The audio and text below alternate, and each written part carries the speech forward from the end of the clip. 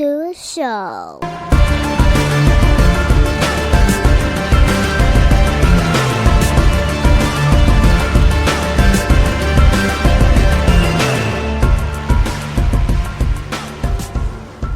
right, go ahead and get in here and get this day started.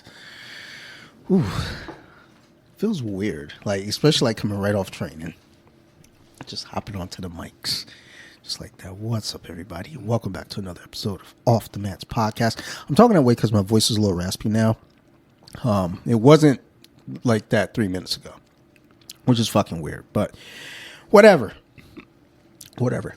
This week on the podcast, because it's, another day, I want to welcome back returning guest, friend to the podcast, coach over at Crazy 88, and good friend and teammate, Coach Brandon Davis, a.k.a. Coach Thor. What's going on? How you feeling, Mike?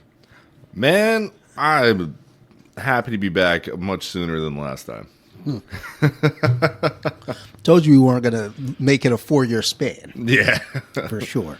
It's, for me, like Dante and I were just talking about it, just did gi again. I'm trying to get back into it. And, being almost 38 and 30 years of this stuff, my body is just not the biggest fan of being jacked around. I'd rather get punched in the face.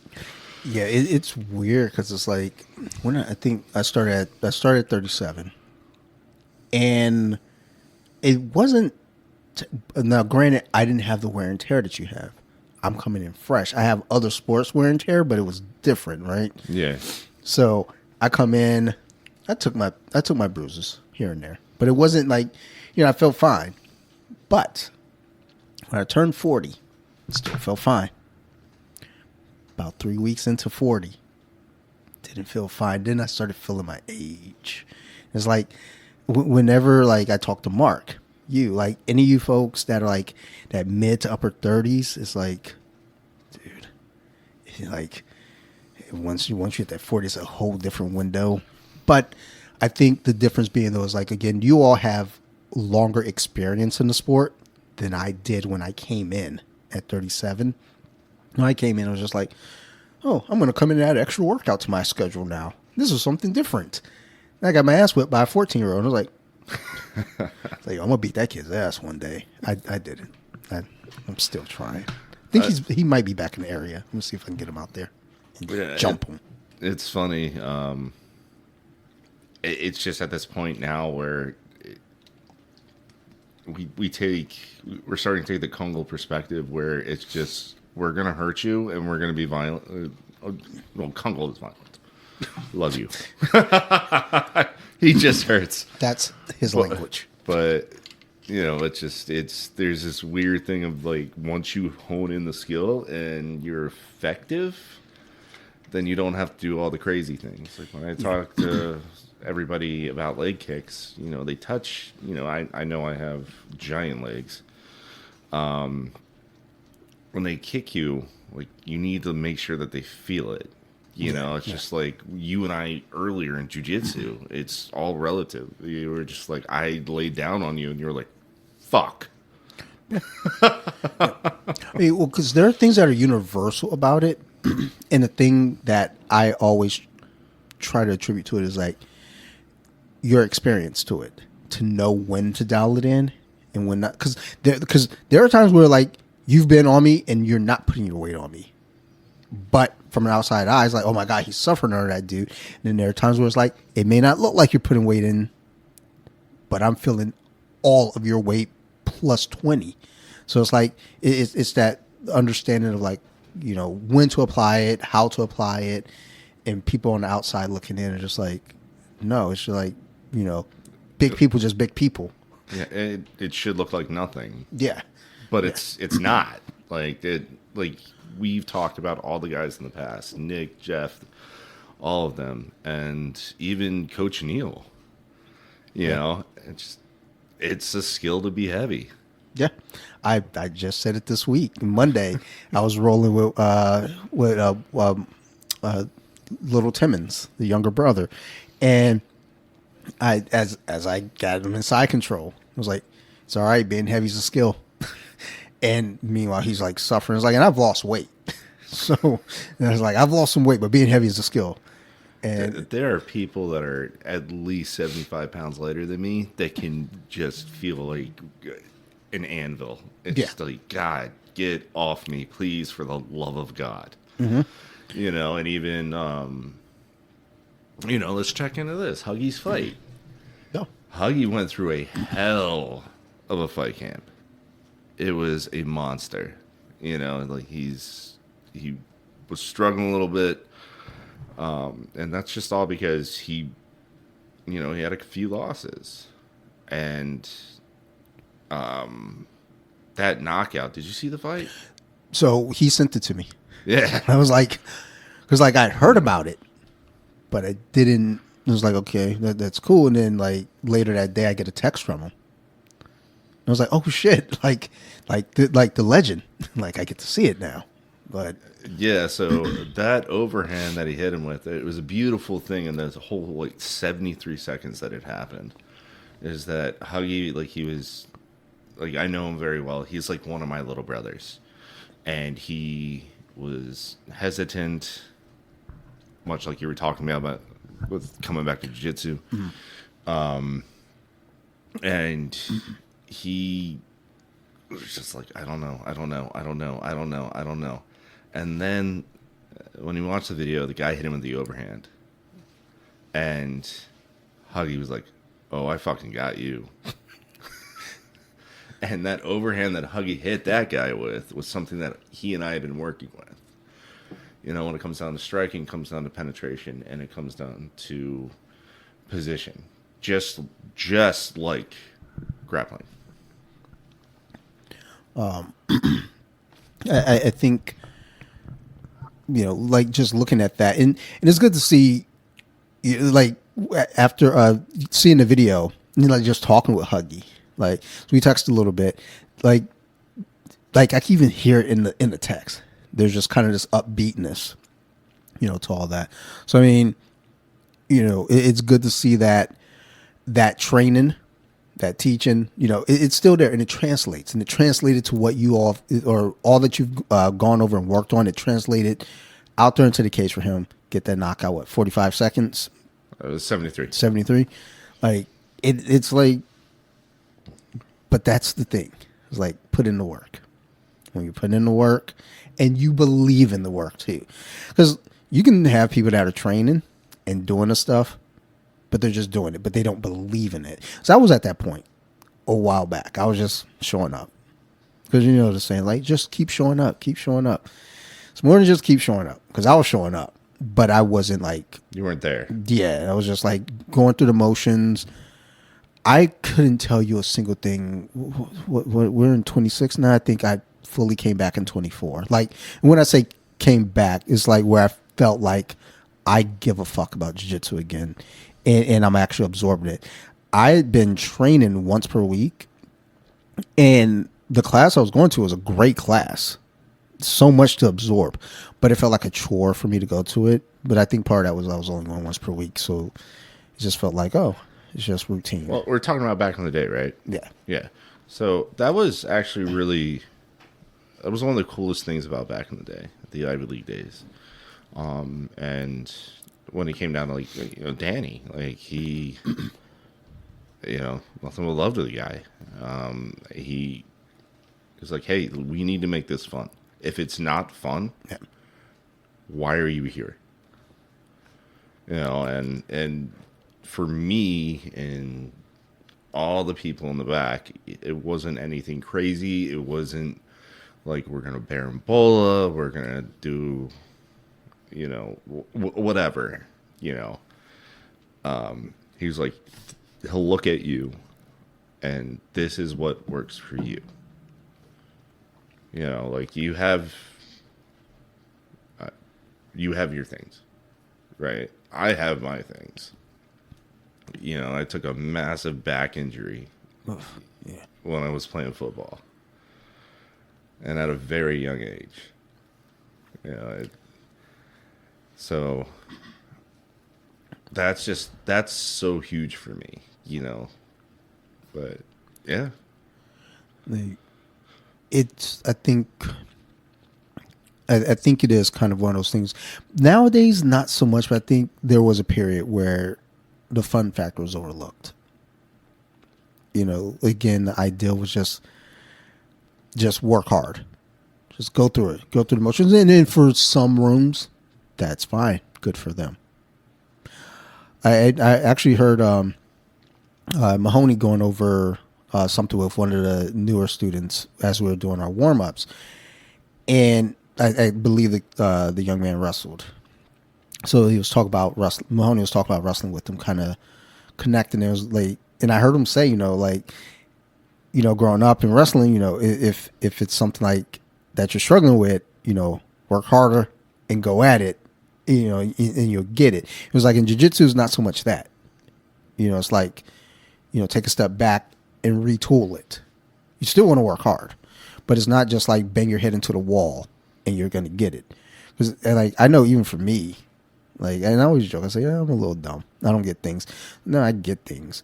But I do have those moments though where it's like I feel like I'm banging my head into a wall. It's like, no, you just have to approach it different. You keep banging your head into that wall, you're still not getting to the wall. Take a step back. Oh, I could walk around the wall. Different technique. Yeah. Hey, actually, the back of the Severna Park is a perfect example of that. Yeah, no shit. Yeah. So, in regards to that, you're absolutely right. I completely agree with that. What you really need to look at is like what you're good at and what you suck at. And that sounds so simple, but it's not. Me, for instance, like you just kicked my ass in jiu-jitsu. Yeah, I can sit on you, but I'm pretty sure I have 100 pounds on you. What, 194? 193? Okay, maybe not so much. I'm not as fat. I'm 255. Hey, man, relax. Like, do I look that small? Like, I've been lifting too. Yeah. I'm swole. But I have my game. You have your game. How do you chink up the armor, and how do you, refine the offense? So there is an issue though with me in that regard though too, because in my mind, I think I play a big man's game.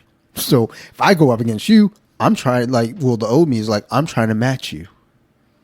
That's not gonna work. Like I'm like, oh, I'm gonna go head to head with this guy. Like even though I can see you're bigger than me, but like old Dante would have been like, oh, it's just gonna be a test of will here. Now it's like, oh, well, wait a minute, I got to pull out some different tools because I know I'm not gonna outmuscle this dude. I know I'm not gonna like match him on strength. So I've got to trick him in some ways, and I got to dial my game in, the things that I know how to do, and then that's where the technique comes in. You're exactly right, and I have a different game, and for me, Danny, Jeff, Nick, Lloyd, we were all essentially the same size, and they were far more skilled than me. And it's like I'm sitting there trying to get up. It's like, man, I'm like 300 pounds at this point. Why can't I just get up? And they're like, no, like my hip is against your hip. You're not getting up. And if you try to get up, I am going to choke you out. I think that's something that regular folks don't get though, right? Is like getting up seems simple, but there are components to movements, period. And in jiu-jitsu, we know those components. We take them away. You want to stand up? Well, I'm going to take away your base. I'm not going to let you stand up. Oh, now that you're down, now you want to sit up. Well, no, now I'm going to, my hip's against your hip. I've got my weight leaning this way. There's position over there, but I'm trying to get you to go this way. There's these little simple things that, folks don't get. And, when I'm watching fights with my neighbors and they're like, oh, he could just get up. I was like, no, probably not. Absolutely not. I'm pretty sure the way that he's sitting, he's not going to be able to get. But and then there's Derek Lewis, who fucking just stands up and he's like, all right, Derek, fucking relax. You're messing up our point.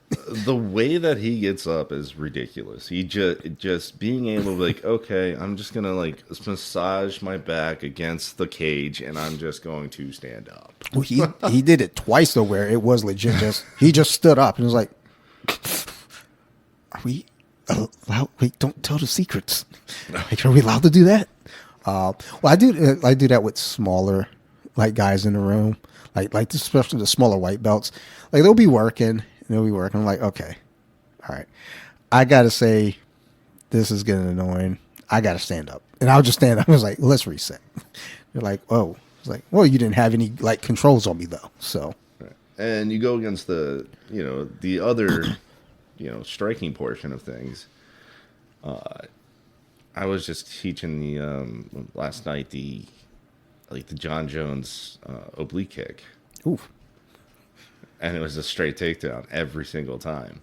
It's just like that, and that's defense. I'm going to knock you to the ground, and if you want to get up, you can get up, or I'm going to swarm you. Either way, you are screwed. But yeah, no, and especially with the jab, one of the biggest things that I've been trying to teach the guys with even simplest sounds like the simplest thing. Like you were just saying, like it sounds so simple just to get up. Yeah. But with the jab, if you have like a penetrating jab, it is the most disruptive thing in the world. Yeah. With striking, and I'm just kind of, I've gone striking on and off in the past, and I'm actually doing a little bit more on Saturdays. Yeah. I'm working my way there. Okay, I'm working my way there. I want you back, baby. Like I'm working my way there. But like with striking, I know enough to, even just because before even coming to jiu-jitsu, I watched a whole lot of MMA. Yeah. So it wasn't like I was foreign to any of this, but then we started learning like the real like intricate parts, the inside baseball, if you will. Yeah, points. That is actually really good. Like then it became something different. But like when it comes to striking, it's like, okay, I know basics. Basics. You got your jab. I'm just using that jab to kind of fuck with you. Like, oh, but now you're adding that kicks, like little just leg kicks, like little calf kicks, just kind of just checking you out, keep you honest. But that jab is like seeing where that distance is. Like, okay, cool. Yeah, that is your space. You're not allowed in my space. Yeah. Until I allow you into my space. Yeah. And I always try to explain that to my friends who don't train, because again, there's this. Oh, I'm just going to do this and I'm just going to do that. I was like, well, if you throw that punch and you're cranking back like that, before you even bring the punch forward, I'm either going to just take you down or I'm going to teep you in the fucking chest. Like, either way it goes. Because, like, a lot of people, all they know is boxing. Like, the ideal of fighting, it should just be boxing. So I'm just going to stand up and throw hands with you. It's like or I can kick you. Well, unfortunately, this isn't 1890s Irish style boxing. Exactly. And you gotta, leg kicks are, if you're not used to them, they are absolutely devastating. They will shut everything down, even takedowns. Justin Gaethje, who's going to be fighting at the White House, which we can talk about here in a minute, that is part of his defensive MMA grappling. It's like, if you want to take me down, fine. I'm going to kick you in the leg.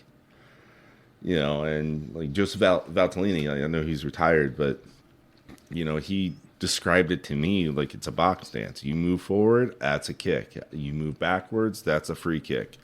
Side, free kick. Other side, free kick. Excuse me. Whenever I think about fighting now, just period, the first thought always is like, what are you doing about leg kicks? Like, is there any concern about that? I just saw a video recently, a guy, it was stitched video on Instagram. One guy saw about, like, if they throw a leg kick at me, I'm going to do this, I'm going to do that. And then the guy comes back in the stitched video. He's like, I'm going to let you know right now, homie, that's not how that's going to work. Because they hit you with one leg kick and you don't go down, that's them giving you a warning. So take that warning and go away with it. But if not, you about to learn something. So, by the almighty Kungal, the biggest thing that he taught me about, like, because when I came into Muay Thai, I was coming from Taekwondo. I just won nationals, and I was just like, man, hell yeah, beating my chest, like, I can strike. And he comes in, and he's just like, no. And I remember the first time he and I sparred, it was back at the old Ivy League location, 2 suites down from where we're training right now. And I remember hearing out of the background of Danny and Jason Farrell, it's like, hey, he's a big cocky dude, beat the shit out of him. I was just, all right. And I could not walk the next day. And the biggest thing that I learned from him is penetration. All right. A lot of the times, like, if you sit there and you actually watch striking, there's no pun. They are retreating as they're hitting. And when you do that with a leg kick, that's where you see those broken legs. That's where you see those massive overhands.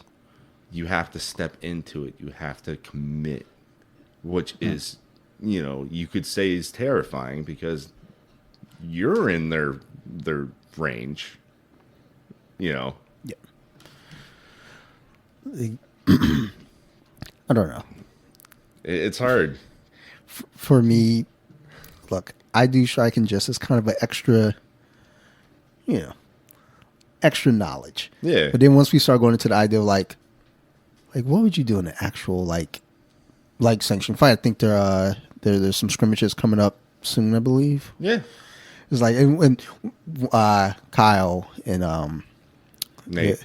He asked me. I know he was just kind of joking. He was like, Dante, you doing a scrimmage? I've been here once in 2 years.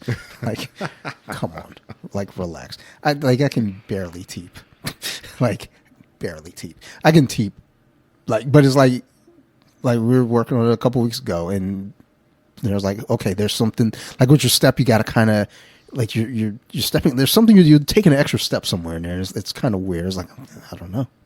I'm just being me. Well, that extra step is the biggest thing about when it comes to framing. So if the person's hips immediately go out, it's like, okay, I can knee him to the head.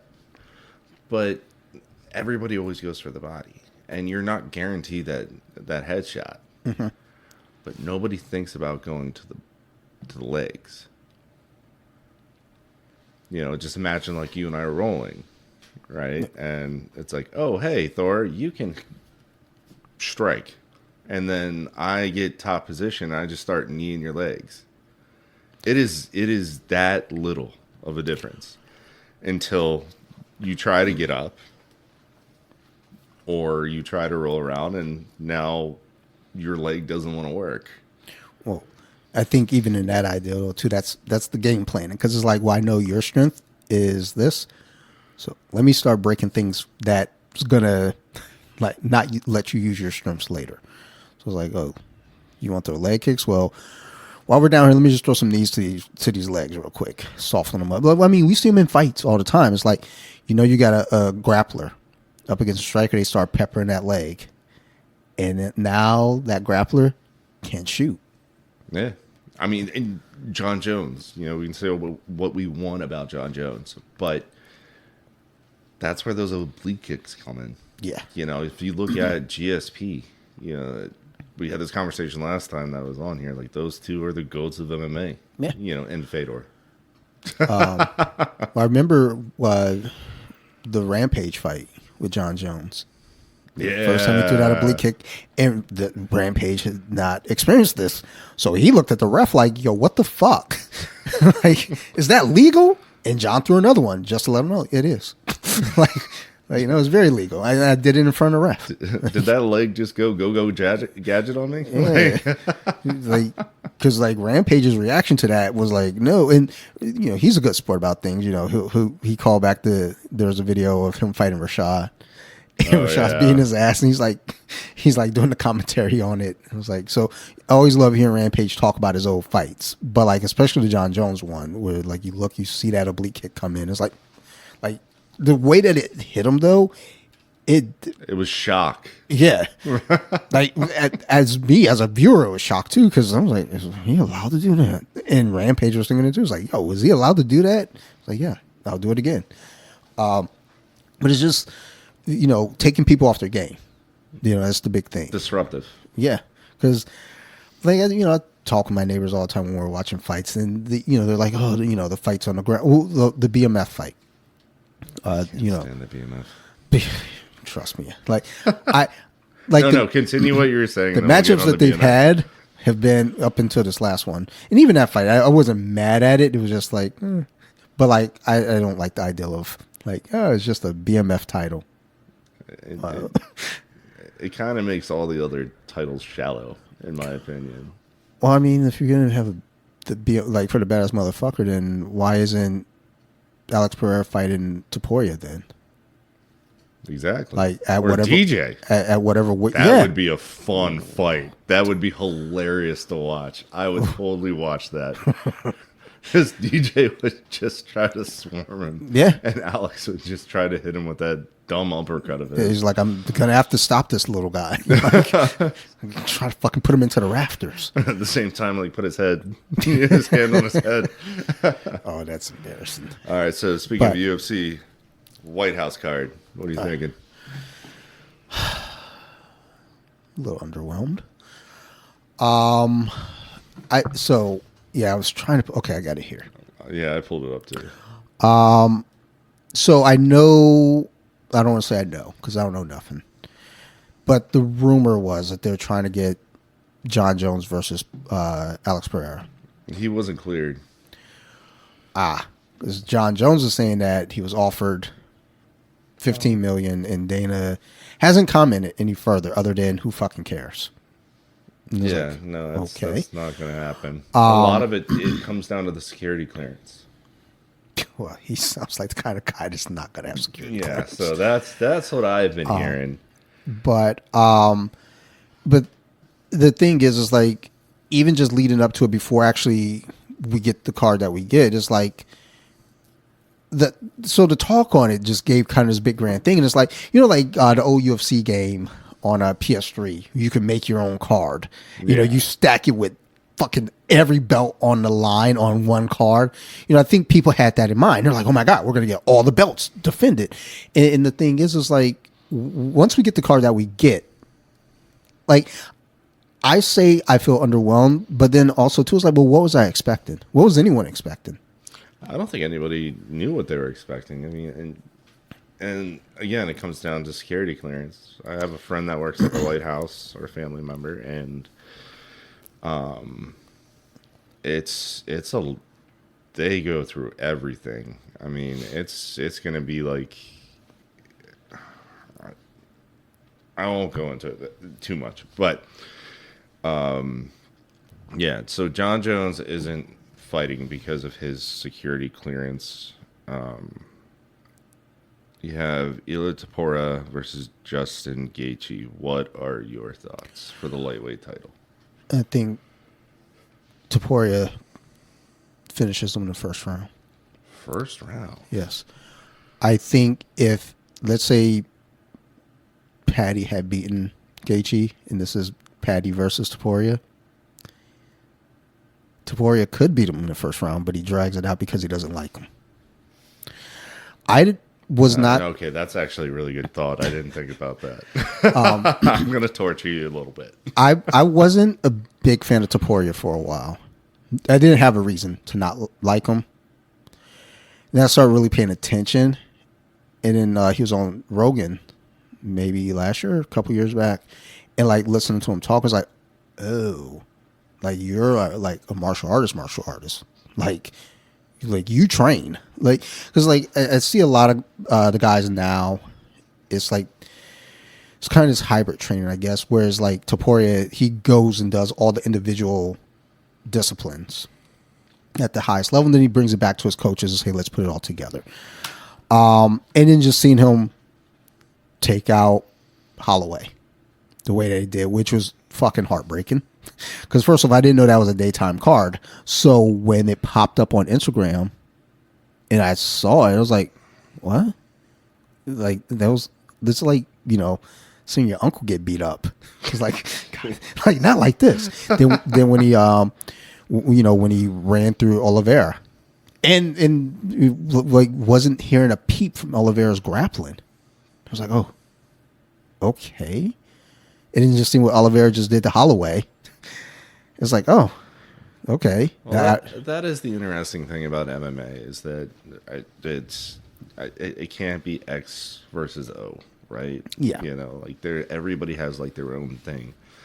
What would be the best example of this would be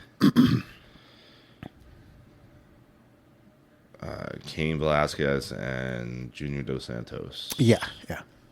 That'd be one. There's so many throughout there. I mean, when Tito was on the scene, and the next thing you know, you have Randy Couture come in there and just beat the shit out of him. Yeah. And then you have Chuck come in, almost lose to Tito, and then beats the shit out of Tito the second time. And it's just like this little trifecta here when then you have Chuck just annihilate Randy twice. Yeah. Like, I think with Topuria, I just think that he is highly skilled. Like when we talk about like GSP, coming up, that might be like where I put a comparison, because like GSP was kind of similar in that way, where it's like, I guess GSP would make you like if you're a striker, well, I'm going to make you wrestle. You're a wrestler, I'm going to make you strike. Exactly. Whereas Topuria, he's like, I'll meet you there. Like, oh, I'm not taking anything away from Topuria. I think he goes in there with Gaethje and then the thing is, I think Gaethje's gotten a lot better. Like, he's more seasoned. Yeah. Well, yeah, he's wiser about how he's fighting. He used to just be like, he was a brawler. Bite down on the mouth guard and let's go. Now he's picking his shots, and maybe not first round, maybe second, because filling out. But I think Topuria goes in there and wins it. I like to see Gaethje knock him out, though. Don't get it twisted. I love Gaethje. He is a fun human being. Yeah, well, and that's what I mean. It's like he just goes out there and he enjoys life. So it's like, you want somebody that's just having a good time and just not taking it too serious, like taking life too serious. But I just think Topuria is just really fucking good. If Gaethje knocks him out, though, younger. Yeah, sure. That's a big thing. If Gaethje catches him, like Dos Santos caught Cain. 1 minute. Yeah. Like on the Fox card. That first Fox card. I was like... Now, I think that was the only fight televised for that Fox card initially. Because like that... no. Yeah, well, so on the main... We were able to see the other fights, but it wasn't on like Fox. Like that was the big fight. That was the only one. But like it was like Ben Henderson fought Nate, I think, maybe. Yeah. And that was a fucking great fight. Sure, And it was like that fight should have been, because I remember being upset that we didn't get to see that fight on TV. I was like, that would have been a fight to sell, but we got a 1 minute knockout. It's like, this is like, you're bringing MMA now to the masses. You just gave us a 1 minute knockout. It's not how we're doing this. But if he goes out there and does what Junior Dos Santos did to Cain, that'd be neat. I like it, but I just think Topuria, it's like, look, I don't want to get hit. Don't hit me.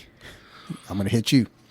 I definitely, that's the crazy thing about MMA, man. Like you just roll the dice and see what happens. Yeah.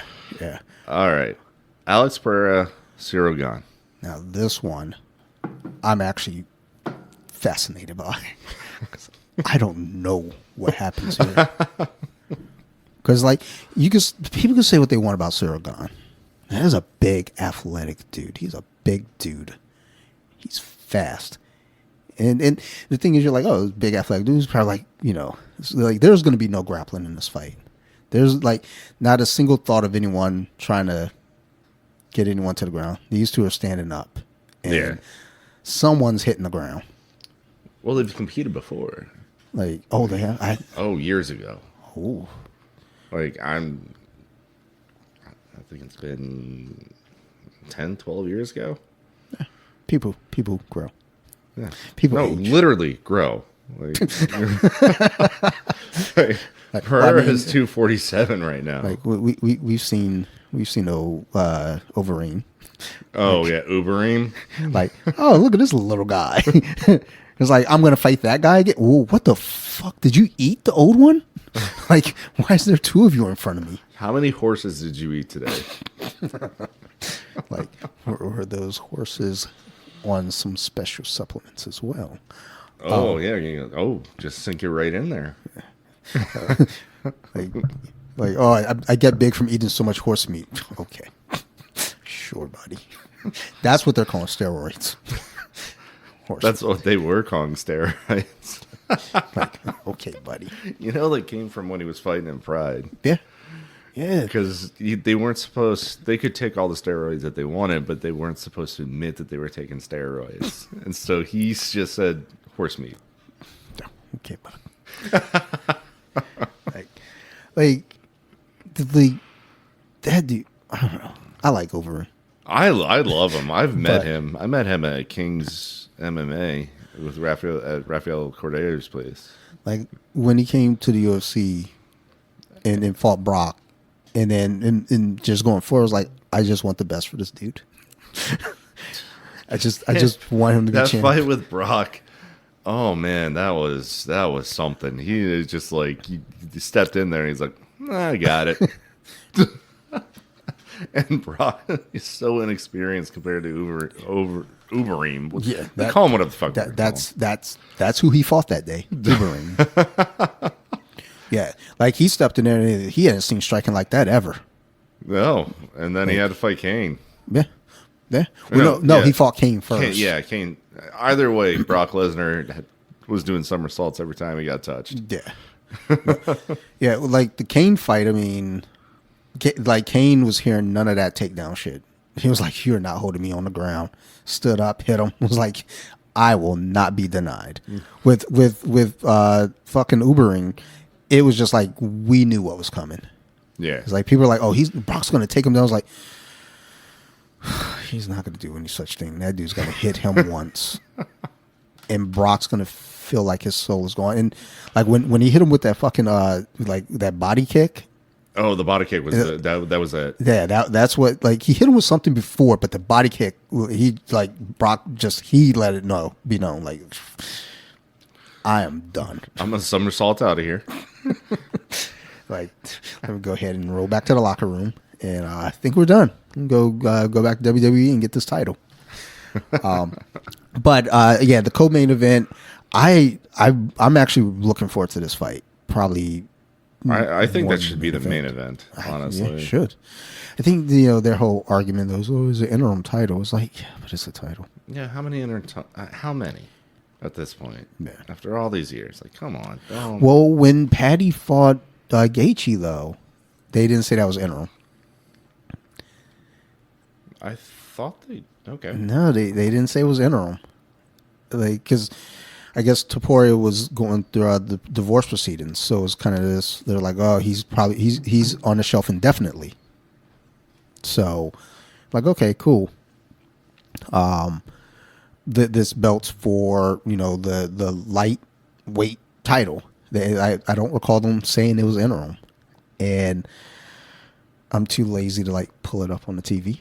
Well, that's fair. Because then we'd have to pause and go through all this shit, but. Like, but either way, I would love it if this were the main event, and I wonder though too if like why they're not making it the main event, because it's a White House card and it's like not two Americans or at least one American in there.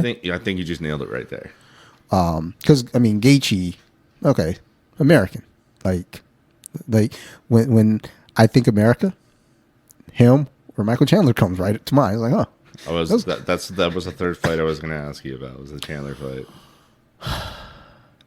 I've been a Chandler fan for quite a while, and I always want to see him win. And at the very least, he's never in a boring fight. He's always exciting, like always. So with Chandler, the first time I went out to an Alliance in San Diego,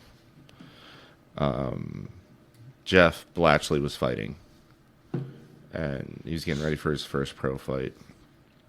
and like, I just came off back injury, and Danny had messaged me, and he's just like, "Hey, you're going out to San Diego in 2 weeks."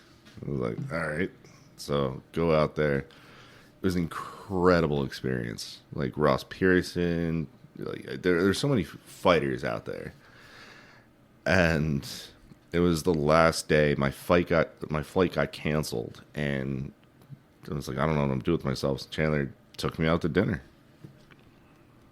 I was like, wow, okay, well, you're my friend for life. I support you these days. Like, like I don't like. Well, I like because like as a foster child and having been adopted as well as like they foster or adopted a little black kid, and I was like, hey, y'all could have got me. Like, I think we might be the same. I think I'm older than him, but still, it's like you could have adopted me. Like, why not me? But look, I've always liked Michael Chandler. It's just he's always been exciting. He's always like even in losing, it's been exciting, but he's also been cool about it too. He didn't blame, he didn't point hands or like be a dick about it. It was like he lost. It was like, hey, I got to get better, and I'll be back. He truly is a beautiful human being. Yeah. All right. Let's make fight predictions on these. Oh, all right. So Topuria, the main event. I'm going Topuria here. Would I like to see Gaethje win? Yes, but I just feel like Topuria is gonna win this one. Your take on it? Gaethje put a statement with Patty, and I know Patty has a long way to go, but there's certain, especially as somebody who's been in the ring and been in the cage, Topuria is going to probably try to come out hot. Yeah. Like you said, first round knockout. But Gaethje, what he did with Patty was just so incredibly technical and such a breakdown. Patty didn't stand a chance, and Patty knew it too. Now, I'm not saying that Topuria won't know it. Sure. But I got to give this one to Gaethje in the second. Well, I think either way, I don't think this fight goes to a third round. No, there's no way it's going to go to a third round. Co-main event, Alex Pereira versus Cyril Gane. I got to go with my boy Alex. Like, so initially I was going with Alex. I just think there's something about his presence that's just like unsettling, where it's like, dude, it just feels like if he looks at you, he kills you. But that's our thing. Is like Cyril Gane's a big fucking dude. He's a big fucking dude, but I mean, Alex Pereira, I'm not sure if you've seen the pictures of him, but I mean, at 247 as of I think yesterday, and he just still has a six pack. He is so technically sound. He sees the dead shots. Yeah. Yeah. So I'm not saying that I don't think he can be Cyril Gane. It's like before I was very much like, nah, this is Alex, the easiest fight. But now I'm like things like, oh, this might be a tough one. I still got Alex, but before what round? I'm going to say third. I think we get to the third. I think the first round is again they're filling out. Second round they're going to start like touching a little bit more. In the third, I think he's going to like basically know. I know I got you. Yeah, like, I'm kind of actually leaning for Alex. I'm leaning towards the fourth. I think. I mean, yeah. I just think by the third, it's like, that second round is kind of like again. All right, like we can touch. Like, okay, I got you now. That third one's like, I feel like Cyril might like just catch him enough where he's like, okay, I don't want to fuck around with you anymore. We're not going any further. I know I can stop you, so I'm going to stop you. Fuck this. Next, we got Sean O'Malley versus. I can't see. Okay. Ayman Zahabi. Yeah. I was like, I can't tell if that was I gotta go with Zahabi, man. Like, he looks good. Sean is kind of cookie cutter, and I think he's playing the whole, I'm the star, and I'm colorful physically, and Yeah, I have a big personality. Yeah. And I'm like, it's like the guy he's got skill. There's no denying that, but it's like I'm the loudest guy here. Yeah, but I think And that's gotten into his head. Yeah, it's like that's gonna make this guy feel like, oh. And it's the hobby. Like he's a monster. Yeah, I got Zahabi here as well. I just think the one thing with Sean is like, because the thing that he uses, on everyone to his advantage is his reach. But the thing is, once you Zahabi gets inside. once you nullify that, he doesn't really. And what I like about Zahabi is that he goes for the body more than he goes for the head. He is like Mickey Ward style MMA head or body head. Yeah. Body. Well, yeah, and that's what I mean. It's like once you like let him know that your reach is not a factor, he doesn't care. Oh shit! Yeah, like I can't keep this guy away because he's going for the body. It's like, oh, well, fuck. Like, what do I do now? Like, and that's the thing with body shots. Like, they will. I mean, you have some your Homer Simpsons out there. Yeah, but you go to the body, that will tear anybody down. Speaking of Homer Simpson, we got Michael Chandler coming up next. Like, because he can take a punch. I'm going to go with Michael Chandler because I love him and he took me out to dinner. By decision. So, I do agree this will go to decision. Like, it's just like what the guy does. I'm going to go with Mauricio. Yeah, Rufy is very good, but I got to go with my boy Michael Chandler. I'm going to go Rufy. I like... Look, I like Chandler too, but there's a certain point where it's like, okay, I have to be realistic here. But the plus side is, I know he's not getting stopped because that's just what he does.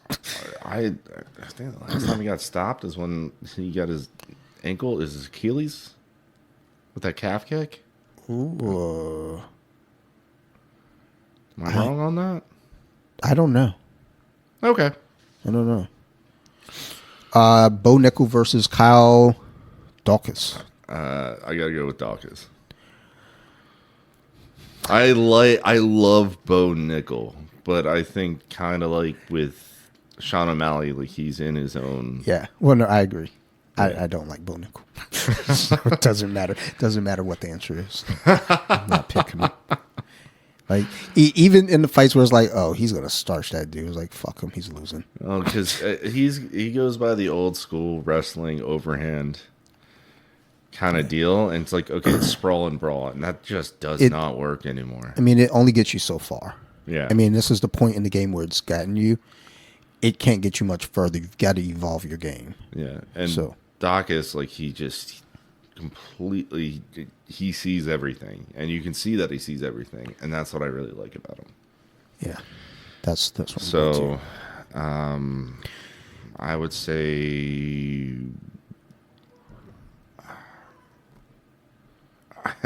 this is a hard one. So I would say Dawkins round 2. He's going to play Bo Nickel because he's going to frustrate Bo Nickel on the standing. And then Bo Nickel is going to try to use his wrestling, and that's exactly what Dawkins is going to want. Mm-hmm. And he's going to either, pound him out on the ground, or he's going to probably hit him with a rear naked choke. I actually think it goes deeper. It either goes into the third, deep into the third, or like he just beats Bo up 3 rounds to a decision. Bo is tough. So that's why I'm like, I don't like the dude, but he's tough. Well, he's a wrestler. Like he's yeah. So I mean, and that's why I'm like, yeah. I mean, yeah. If he gets submitted, I think it's going to be like 3rd round. But I honestly think he might just beat him up just through the fight, just take it to a decision, just to make a point. Sometimes I like those things too. They're fun. Randy Couture did it. Yeah. Well, kind of going back, this is why I wanted Patty to beat Gaethje, because I knew at some point that the Poirier fight was going to come up, and I like Patty. Patty is an awesome person. But I met him, but he's not going to beat Tapora. I know that, but I want to see. I just want to see what Tapora is going to do with him. It's like, do I drag this out, or do I beat him fast? And Tapora seems like he's really, really petty. and does not like the kid, any opportunity he gets to talk shit about him, he takes it and is like, oh, he would just drag this kid through fucking 5 rounds for fun. And then probably call Dana like, can we get a 6th? Like, just so I can beat him up a little bit more. Like, and that's all I want to see. I like fights like that. Oh, they're great fights. They're so and much you know, fun. like, if this was back in the day where you're paying $85 for a pay-per-view, it was like, yeah, I definitely want to pay for that. I want to pay to see that extra. But like, no, it's on Paramount now, so it's free. So it's like, regardless, I don't care. Yeah, I mean, you still got to pay for this. Oh, But well, yeah, but anyway. I was already paying for that. Like, I watched Survivor, so. All right, Lopez and Garcia. Who you got? This is a tough one. Yeah. I like Lopez. I like Lopez a lot. And I think like I feel like when he came on, like people weren't really like, they knew he could fight. They were there for it, but it was like he was kind of overlooked. People were still overlooking him. Even when he fought Volkanovski. I think people are still like overlooking him. Like I think now with Lopez, I think people are now ready for him. I think people like, look, fuck this guy. We got to throw it all at him. With that being said, I'm still going Lopez because I like him. Like, I like him a lot. I want this to be 3 rounds of chaos. It will be. Like you guys just take your beatings and put it in the. Well, and that's the thing, though. I think these are two kind of like. I think this is the best fight to open the card with because that's what you're going to get. You're going to get like, so when Chandler fought Gaethje, I can't remember what card it was, but they opened the card because I remember we sat down here and watched that fucking card. That fight opened up and we were screaming the entire time. And then whatever the next fight was, my heart was still going. That shit was pandemonium too. And the next fight, my heart was still going. Like, I didn't calm down until the main event. And the main event was still fucking great too. And it was just like, I feel like this fight opens up with that kind of pandemonium too. It's just like, it's going to be a fucking slobber knocker. Like, but I still got to see. Like, man, I'm really excited about that fight, but we're gonna see on June 14th. Yeah. I don't know about the prelims for that, but I'm sure they'll be fine. I know Joe Rogan has voiced this as well. And then he just had someone on recently that were talking about it. So one thing he was pointing, I was like, well, like how are we doing this card? Like, is it because they're like the average temperature in June in DC? Then you got the humidity, like what's going on, like. He started talking. I was like, the more and more I think about it now, it actually isn't a great idea. Like, I think it's a terrible idea, especially with the political climate at the moment. Well, yeah, he pointed that out before on another episode. He was like, yeah, I heard that. Like, this security wise, this is a terrible idea. But then, like the episode I listened to last week, he had pointed out, just the conditions. Period. I was like, oh, I didn't even think about that because if it's like it's an outdoor event. Like, how are you, handling it? Like, you got to think about your crowd, what they're probably not thinking about. But, you got your crowd. Now you got your fighters, like, warming up wherever and then coming out. And then with the humidity, you're already, like, sweaty. But that humidity is going to really fuck with you. As someone who's a big white dude that's trained in Thailand, and I fought in Lupini Stadium. It is hot, and I did it. Was it July 16th? I don't know. I had one of my trainers come up. Was like, "Hey, you're gonna go fight." I was like, "All right, cool." It sucked. It was terrible, but I also had been there for 2 months, and I kind of got used to it. It's really no different than Maryland weather. Yeah, but those guys that are fighting, are they? Because, during that time, so it's going to be June 14th. I guess, yeah, by May, we start kind of hitting these days, we start hitting that. And roll the dice on what the hell's Maryland's going to do. But. It was 86 degrees one day, then it snowed the next day. Yeah. So we might get snow on June 14th. I don't know. You never know. I'm sorry, it was July 4th. No. It was July 16th. But anyway, keep going.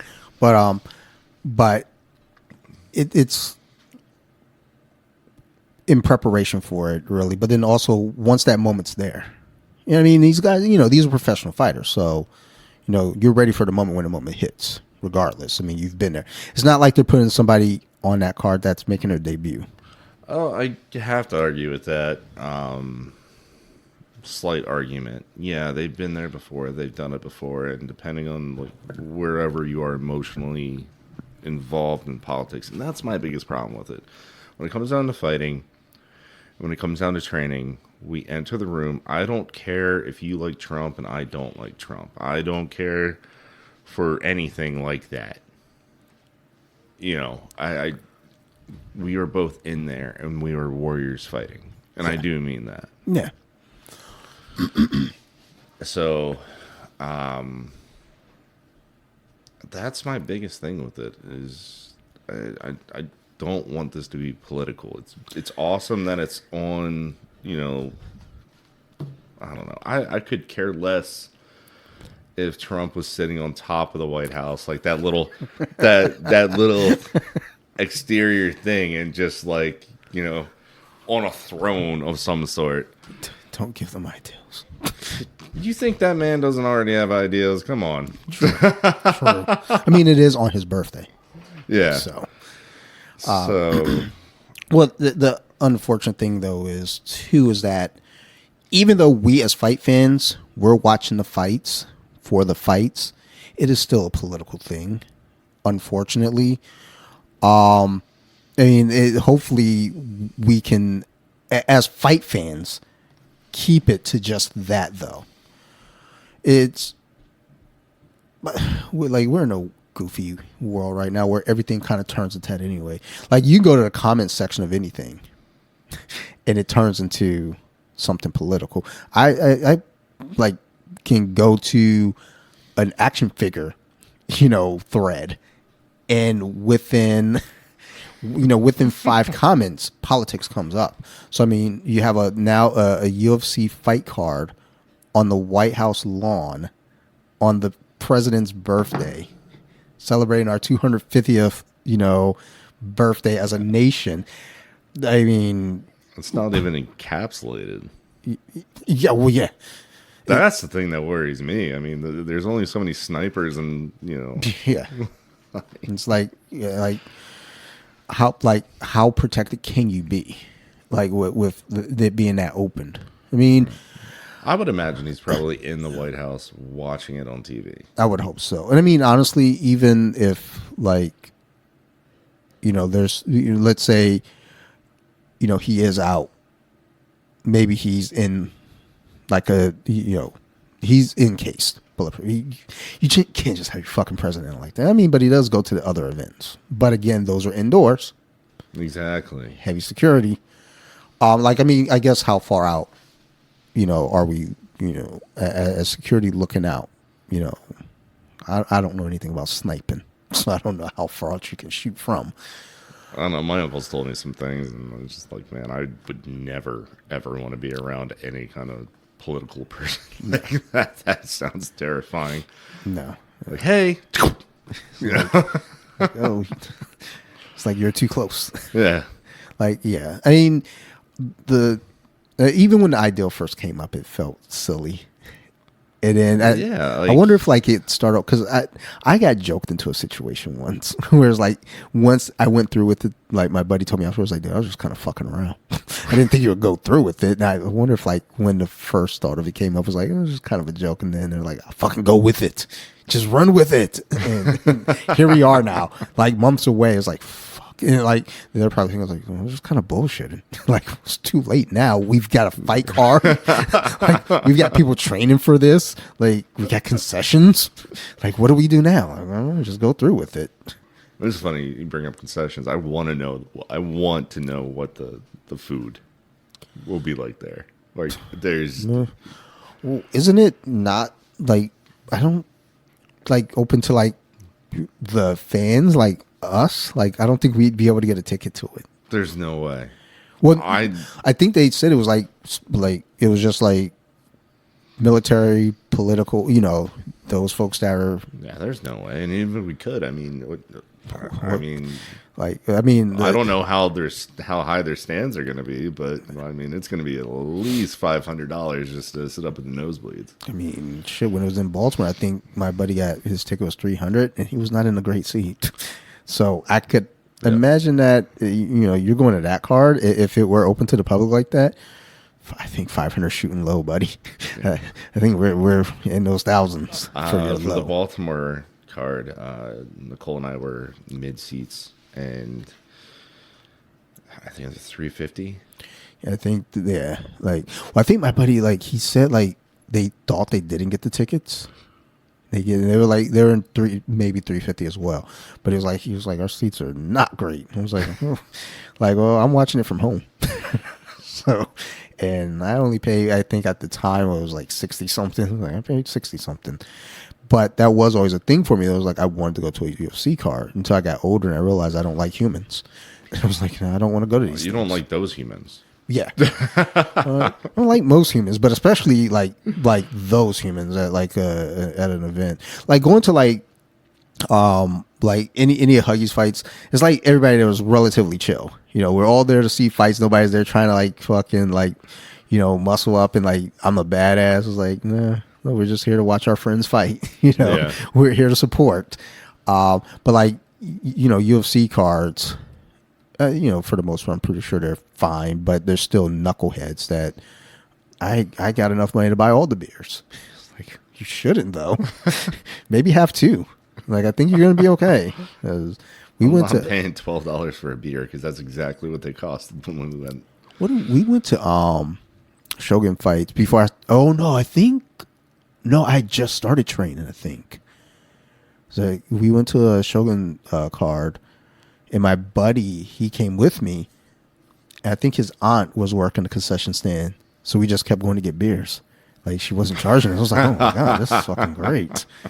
I don't even know who. I don't know who we were there supporting. But we went there. It might have been Sadiq. I don't know. But we were there, and we're drinking beers. Funny. And they weren't free. We did have to pay, but they're massively reduced. I was like, hey, buddy, this one's on me. I gotcha. Actually, it's on your aunt, but the other half's on me. But yeah, I couldn't imagine being at that. If somebody say, hey, we got tickets for the White House card, you want to go? No. I'm like, no, I'm all right. You go ahead. And I'm going to sit back and see what happens. Actually, I know somebody I don't like. Let's give it to them. Let's test those waters, see what happens. Hopefully nothing terrible happens. I hope, it goes the all security fine. there is going to be absolutely insane. Yeah, it has to be. There's nothing has happened like this for 100 years. Yeah, I would imagine them just with the ideal of doing this. The first thought that came to mind was security. You have to secure. It's got to be security. What are you gonna do?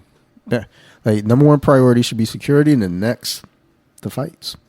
Yeah. And then, I would argue maybe comfort for the fans, but I don't know. That's just me because I'm a fan. So I'm always thinking how can you make this experience better for me?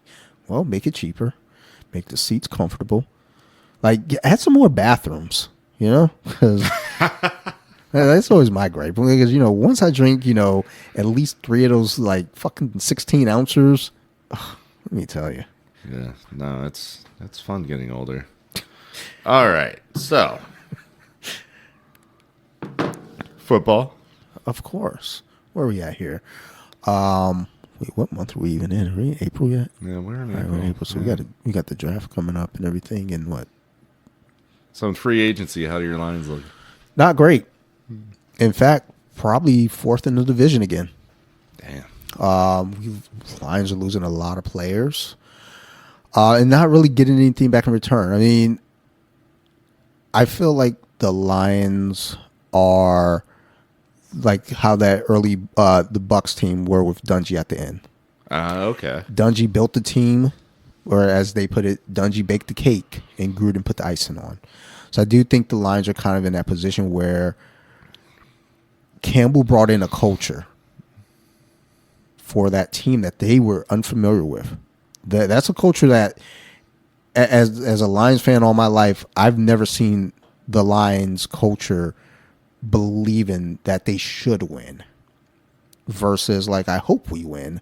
Now it's like, nah, we can do this. Like, you know, the Lions deserve to be here. So I do think there's a different kind of swagger there. So my brother-in-law, he always likes to, like, he's like, dude, you're in Detroit. You have more at stake than I do. I'm in Baltimore. I can say I'm a Ravens fan if I want to. I can say I'm a Washington fan if I want to. I don't have to say I'm a Lions fan. I'm choosing you right now. But he always comes at me like, Jake, you think they should fire Campbell? Like, do you think they should fire Campbell? Because I don't care. Don't say that and then ask me that question. Yeah. It's like, because honestly, I don't care. I like Dan Campbell. And I like him too. I think he's really awesome. I think the players love him. I think ownership loves him. I think they give him a longer leash. So even if this year they don't do well, I think he still gets to stick around. If I remember right, you guys went deep this year. No, didn't even make the playoffs. Oh, I forgot. I thought they made the playoffs. So what happened was like, I think it was the Steelers game. Maybe if they won the Steelers game, they needed. That's right. They needed a whole lot of help, but they would have been in. They lost to the Steelers, but all the things that they needed happened. And it was like, fuck. Like, cheers to both of our teams. Yeah. It's like, I don't know. Like, I'm not optimistic about next year for the Lions, but honestly, I'm still happy. Like, they're still exciting to watch. For sure. So that's a super change because before it was like they're not exciting to watch. They're like I don't even know who, like Stafford was the quarterback, but it's like who's he throwing to? Megatron retired. Who's this fucking guy? Amon-Ra.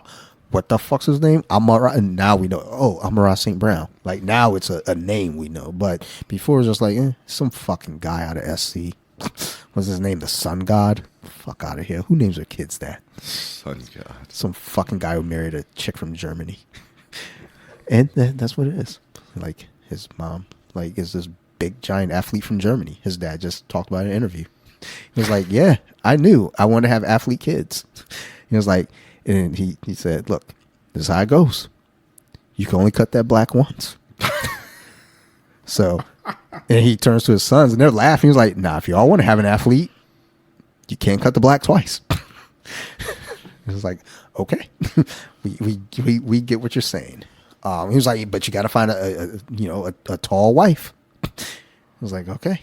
So he knew what he was doing. He had plans, and both his kids are in the NFL. So it makes sense. But what about Washington? Even though Steve's a big fan, I haven't really heard him talk about them much, so I don't know what's going on.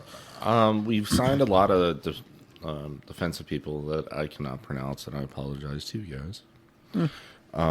But we have a massive cap. Oh, okay. So I think the idea is to just go nuts in the draft. I mean, it feels like that's the kind of team though that's prime for getting young talent and growing them. That's exactly what it's going to be. I mean, that's the only direction that I can see it going in. We have a lot of older players, of course, really good veterans, but as you and I both know, once you're older, things do not go the way that you want them to physically. Yeah, we got a lot of veterans. Also, you got a lot of leaders. Yeah. Are they playing? No, well, I mean, no, they're leading. They're busy being role models right now. Yeah, Deron Payne's the one that I hope that they keep. I really like Deron. Also because his last name is pretty badass. And he's a massive human being. Yeah, when I think about Washington, so I mean, I have a kind of hate-love relationship with Washington. Okay. Because when I really started getting into football was when the Lions played Washington in the NFC Championship game, which I had to argue this with family members because the Lions have never been to an NFC Championship game. I was like, I promise you they were because I remember crying that night after they lost. So you can't tell me that they weren't. But Detroit loses. Washington goes on to beat the shit out of Buffalo. Fuck Buffalo up, man. It was one of those things where it was like, God damn, that wasn't needed.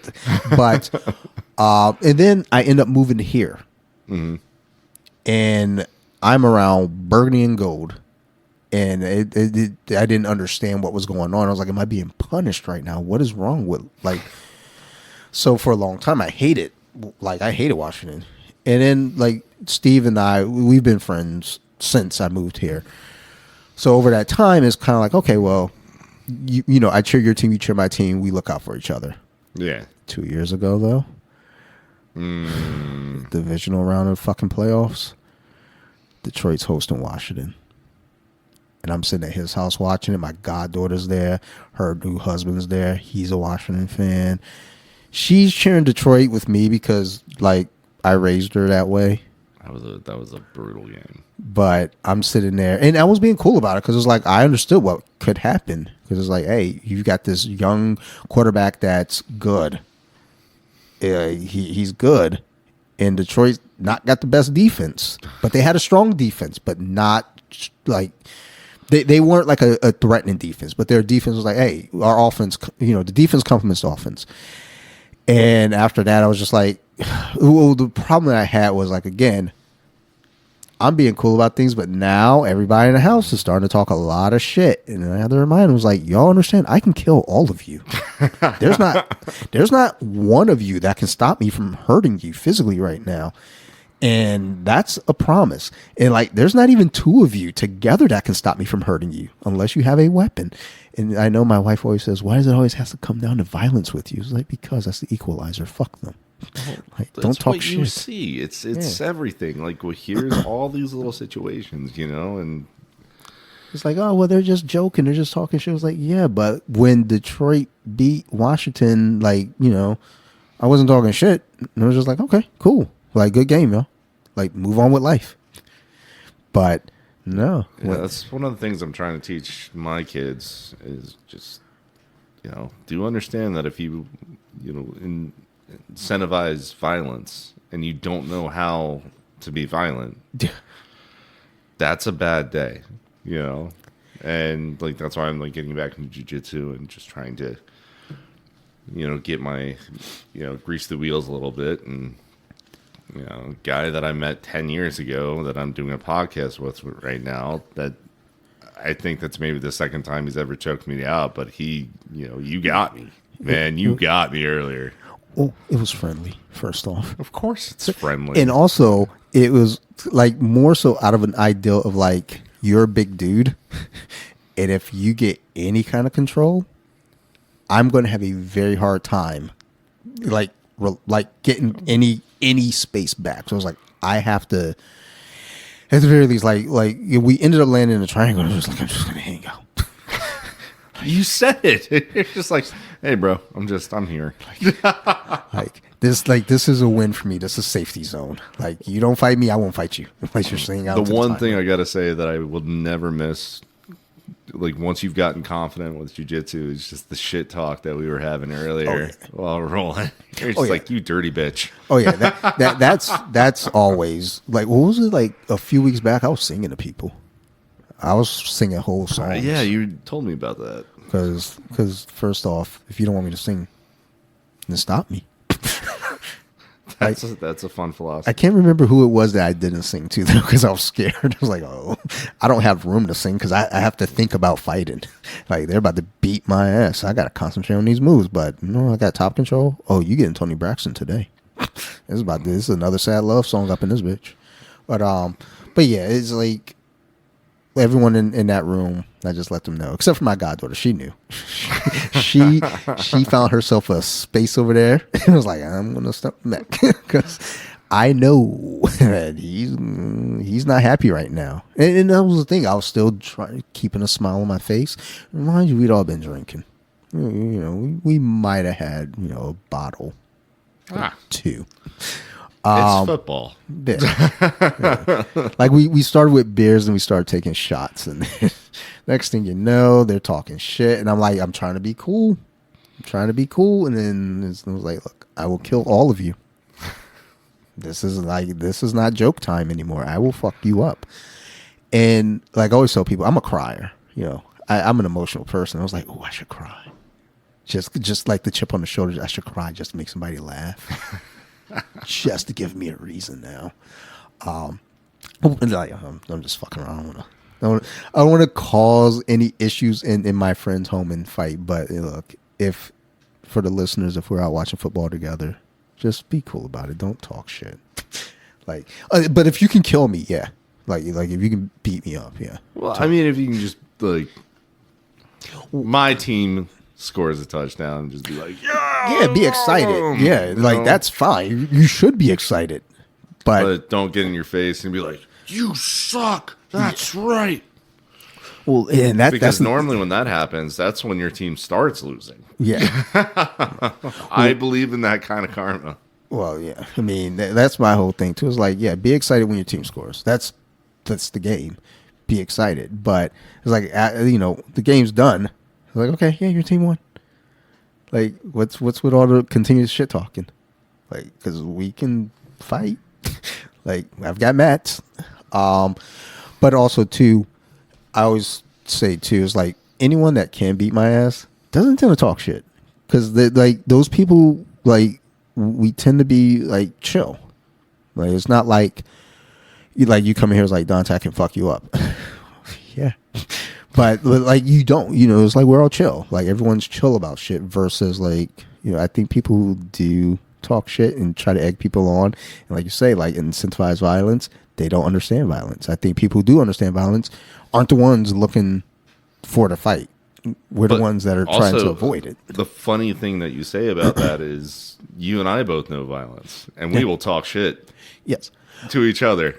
So, but that's the thing. It's like to each other, because we know that it's not going to go to that escalated point, though. Yeah. Because it's like we know, like you can choke me out, but I'm going to kick the fuck out of your leg. There's going to be a lot of pain involved in all this, so we're going to talk shit, but we know that there's a cut off to the shit talking.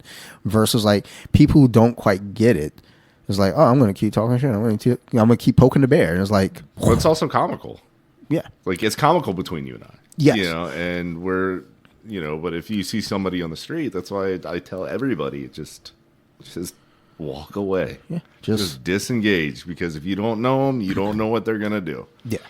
Like I tried to always keep in mind, it's like, look, if there's a situation, my first thought is, if it's involving me specifically, well, there was a thing at the library, it didn't involve me, but I saw that this was going bad for this kid. But you told me about it. Yeah, keep going. But if there's like a situation out and about, my thought is always to nullify the violence. Like try to cut it down as much as you can. Try to get some control. Like I don't personally think about getting offensive in a fight unless I have to. Like if I have to, it's like, and I can't even think of what's like gonna justify me punching people, because like I shouldn't have to punch anybody. Like if like the one thing with jiu-jitsu that it gives me is like I can like control you, and I don't have to punch nobody. I can just hold you, because what's really embarrassing is when like somebody's holding you and you like I can't get out of this. Oh yeah. Let me go. And it's like, well, isn't this funny? Well, no, you're exactly right. Like I laugh at that stuff. A few months ago, I had to. My son Scott upset somebody, and it ironically was at a library across the bridge, and I just happened to come pick him up, and the dad was irate. And he's sitting there yelling at Scott. And I'm like, hey, man, let's calm down. Calm down. And he's like, oh, I'm going to kick your ass. I swear to God, I'll kick your ass. And I'm like, man, you're not about this life. It's just like, let's calm down. I'll go buy you a drink or something. Like, yeah, we can talk this out.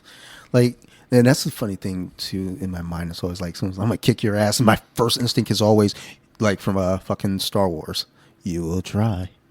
Like every time. My first instinct is cold cock, motherfucker. Like I can't help it. It's my first thing. Like I'm going to hit you, and there's nothing you can do about it. That's true. I mean, and that's just the thing too. It's like, look, I know a little bit of striking. Okay, I don't know if you know this, but I've gone to Muay Thai, a number of I've seen you a few times. 16 times. I saw you hitting that, when Huggy was telling you, you're not about that life. I got 16 classes under my belt. I don't know if you know this, but I might know something. But like my instinct, before I knew how to fight, was always the hit. Now it's like my first instinct is, let's go ahead and like talk this down. Oh, you know what? Tropic Thunder.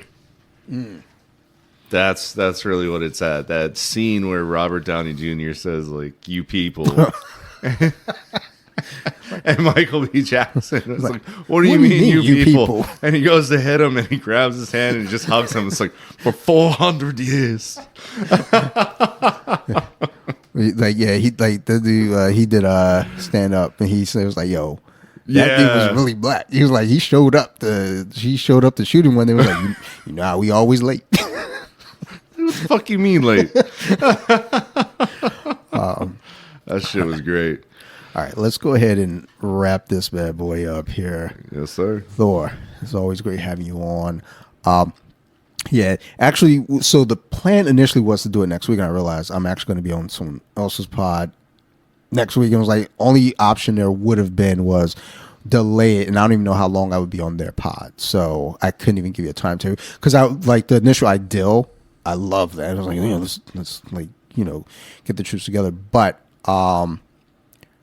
let's still organize something. Oh, absolutely. I would love for everybody to, the old guard, and even like Jake, who's fighting April 18th for Stellar. Dude, that'd be cool just to kind of have like that full circle kind of podcast. Actually, so if we can, let's get Jake after his fight. Mm-hmm. So they say 18th, so 25th. I think I got April 18th. So I'm thinking about the week after. Oh, gotcha.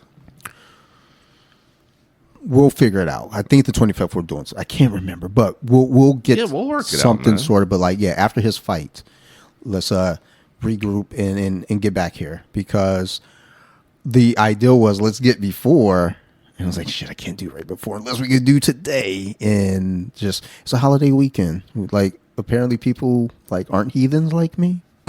I didn't know that. I forgot until 2 days ago that Easter's on Sunday. Nothing but love to you, Christians. Yeah. I like to show up to church on Easter Sunday and say, hey, it's a good day for a comeback, just to see what they say. I grew up in a Catholic church. I am not about churches these days. I'll sit there and be like, hey, God, what's up? In my living room. If it's your thing, it's your thing. It ain't necessarily my thing. I'm not hating. I'm just saying it ain't my cup of tea. Exactly. But if you want to talk about it, I'm here. I think I have a friend. I think I'm going to have her come on, and because she's like kind of open back up to religion. And I was like, I want to hear more. Like, tell me your perspective. And, I think that's a really cool idea. Absolutely. And this isn't even me like being a dick or anything, like trying to make jokes at it. It's like, I do want to hear, because I am always curious about things. But either way, we'll sort that out. But yeah, we'll definitely look to get you and Jake on here post fight, and then sort things out. But before we get out of here, shout outs, mentions, anything you want to leave our listeners with today? First and foremost, Joe Huggins, I love you. You're my little brother. All right. I'm really proud of you. I know that was a hard fight camp, but man, did you pull it off? And I can't say anything but love for you. Jake, my other little brother, man, we're gonna get it April 18th. Cheers to 88. Cheers to you and us doing this. And nothing but love to my wife and kids. You guys keep me straight, and that's super important. Oh, it's the most important. It's the most important. Like, I get a little teary eyed when I like you. I am very. I'm an emotional guy. I know. Like, that's why I was like, I know I could tell him, because I know he's emotional too. Like, we there. It's just like, I'm Thor, and it's just like, if I start crying, is it gonna start raining outside? That's what I always say. Like, I like being emotional, because it's like, I can be emotional because I can back up my emotions. Like, you laugh at me for crying, I'll beat you up while I'm crying. Exactly. I've done that. Dude, I've been in fights, and I was like, Shout out Josh Thompson. If you even listen to this, he and I have gone to war multiple times, and he and I have both cried while we were fighting. He was there at the beginning, and he was there at the end, and we were just like, "Oh my god!" I mean, the fight game's an emotional game. Contrary to what people might want to believe on the outside, it is an emotional game. So if you don't feel anything, you're a psychopath, and that's on you. That's fine, but just can't come to Easter dinner though. Exactly. You can't have that ham. I don't trust you. Don't let them carve. But Dante, I got nothing but love for you. Appreciate you having me back on here, and I guess on to the next. All right, man. Thank you. And as always, to you all the listeners, thank you. If y'all have any questions, concerns, criticisms, please feel free to reach out. You can always find me at bjj.wiki on Instagram and Off the Mats Podcast as well on Instagram. I want to shout out Nerd Rage Radio. I have a mug with all their names, but y'all should know it if y'all made it this far. In any episode, as always, Bobby, Chris, Joe, Marilyn, Phil, Ricky, Ticky, Farrell, Chucky O. There's some other ones. It's like the Wu-Tang over there. But if it weren't for them, I wouldn't be doing a podcast. So I always want to shout them out and thank them. And also thanks to Adam. Adam is actually one of the guys who originally started Nerd Rage. And he hasn't been around lately, and that's cool. And he's been on Off the Mats a couple times in the past. But Adam Russman also, big shout out to him. They helped me start. I also want to shout out my other podcast. So You Like Horror. If you like scary movies, go check that shit out. Because I like scary movies. That's why I talk about them. We just recently released the Conjuring episode where we revisited it. We talked about it in the beginning. And now that I actually know what I'm doing, kind of, let's do this again. I brought back the same guest, my friend Jen. She did the original episode with me, and she came back to do it again. So go check that out if you like scary movies. And, like it. So You Like Horror on Instagram. All the words separated by underscores. So You Like Horror. And you can find that podcast anywhere that you listen to others. Last but not least, I want to give a big shout out and thank you again to our coach, teammate, and friend, Brandon Davis, a.k.a. Coach Thor. Make some noise. Ooh, look at that. Oh, look at that. We got the buttons and everything. But again, I'm glad we were able to do this, especially like the notice with the change up on the dates and everything. So nothing but love, man. I mean, I'm here. Yeah, I mean, and like we mentioned before, like let's make it fun. We had some fun with this, so that's what we're here for: fun and a good time. So thank you for that. And as always, to you guys, the listeners, again, we love you. We really do. We love you. We appreciate all the support, and especially when it comes to the team episodes, we definitely get a lot of support there. So thank you everyone over there at Crazy 88, Elk Ridge, Severna Park, Owens Mills. You guys are great. And I don't know if you noticed this, but there's back-to-back episodes with an 88 person. We're gonna probably have another one and then another one. We're doing that run again. So everybody at 88, thank you. We do appreciate you. We love you. You guys know what it is. You all keep listening. We're gonna definitely keep making the shows. Thank you, everyone, and goodbye.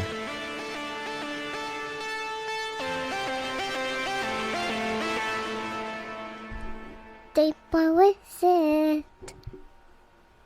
Now let me sing a song.